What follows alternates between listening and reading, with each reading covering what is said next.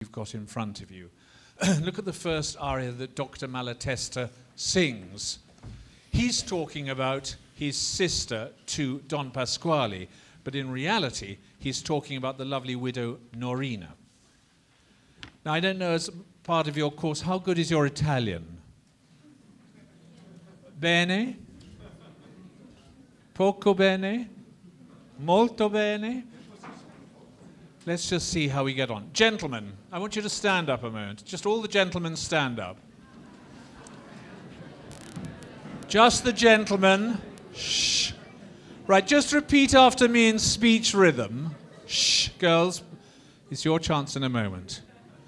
Gentlemen, in your best Leonardo DiCaprio accent, just say after me, fair as the fairest angel in all her heavenly brightness. Let's hear that.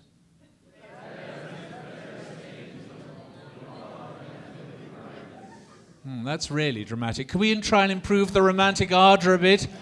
Imagine you're Leonardo DiCaprio in Romeo and Juliet. Let's have that a bit more heartfelt. One more time, just in English for a moment. Fair as the fairest angel. Let's hear that. Fair as the fairest angel. In all her heavenly brightness. In all her heavenly brightness. And now in Italian. Let's have a go. Just listen to it once. Bella si come un angelo. Try that.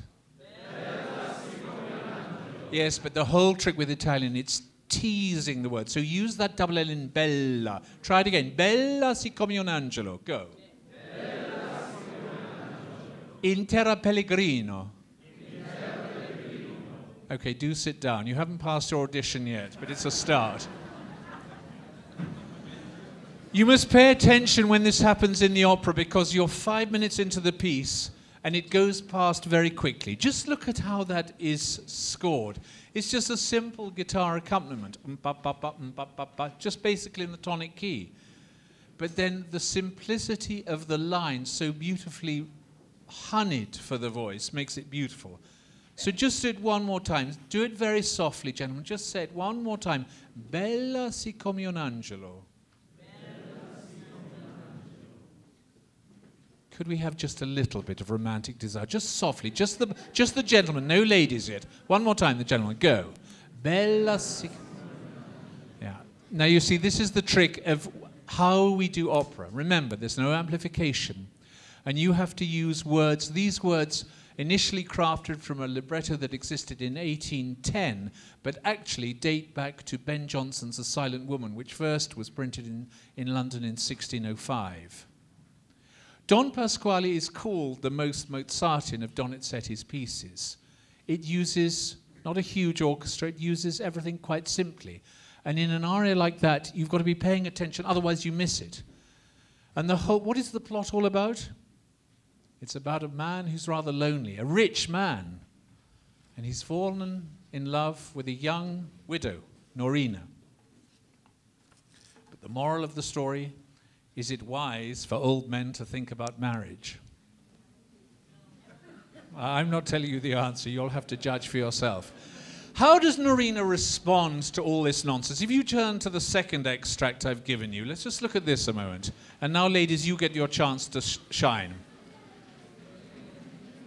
And ladies, may I suggest you remember some of this for your future fun. Let's just first say it in English once. Don't rush and just, I know how much a glance can do and when to do the glancing. Just say that, ladies. I know how much a glance can do and when to do the glancing. Okay, could I just reduce the American accent? Rather than glancing, could we have glancing? A little more Bostonian, perhaps. One more time, just in English for the moment. I know how much a glance can do, and then do a little ritenuto, and when to do the glancing. Try that again. I know how much a glance can do, and when to do the glancing. Now already you've put in that ritenuto. And in a way that ritenuto, remember in these days you're wearing long frocks, and it's like you just raised the hem of your dress so we see a tiny bit of ankle. It's a great... So with that in mind, gentlemen, I said as far as the ankle. Pay attention. One more time, ladies, just in that tempo. Let's hear it one more time, ladies. Here we go. I know how much. Go. I know. How much Or it's terribly easy for us in English. Now try it in Italian. S'anch'io la virtù magica su un guardo tempo e loco. Try that. It's tough. Let's do it. Just listen one more time. So anch'io la virtù magica d'un guardo e tempo loco. Try it.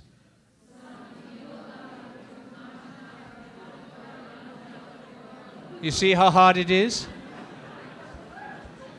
Now, I want to just take you into my world a moment. When I learn a new opera, just look at where it says figure 29. It says Allegretto. That gives me the idea of the speech, but it gives me no idea of what to do with that tune. It's just a simple woodwind tune with basic 1/5 harmony in the bass. Da-dum, da-dum, da-dum, da-dum, da-dum, da-dum, da-da. And it's that slight hesitation that gives it this fun, this naughtiness. Norina is, remember, a young widow. She's still got lots of pep left in her. And the girl you'll hear singing this night, Adriana Kucharova, is the most wonderful, wonderful soprano. She has plenty of pep. So just one more time, let's sing it in rhythm. Say it in rhythm, just in Italian. So anch'io la virtù magica d'un guardo e tempo e loco. And just hold up on loco. One more time, go. So anch'io... Just work at un guardo. Let's hear that. Now you see the fun of doing it in Italian is it puts it into a different place. It's very, very good to sing in Italian. Now I want you to take that home, and at some stage in your musical careers you might remember this. When she does the aria, something so simple, just a few woodwind filigree moments, becomes something very seductive. It's really extraordinary how Donizetti can take a simple comic moment and make it something very passionate. He wrote 74 of these operas. And without that jump between Rossini's florid style and then you had Bellini. Bellini died in 1830. And so historically, between 1830 and Verdi's arrival with his third opera, Nabucco, in 1842, Donizetti was king. I hope that if you like Don Pasquale, you'll come back in the fall to see our representation of Anna Bolena. Because much as though I love these comedies of Donizetti, which I would say are beta double plus, what he does within the realms of historical tragedy is A+. It's a really, really high SAT score.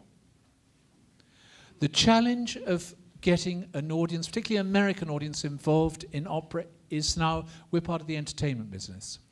I spent Christmas Day working in the Munich Opera House, where each season they do 42 different operas a year.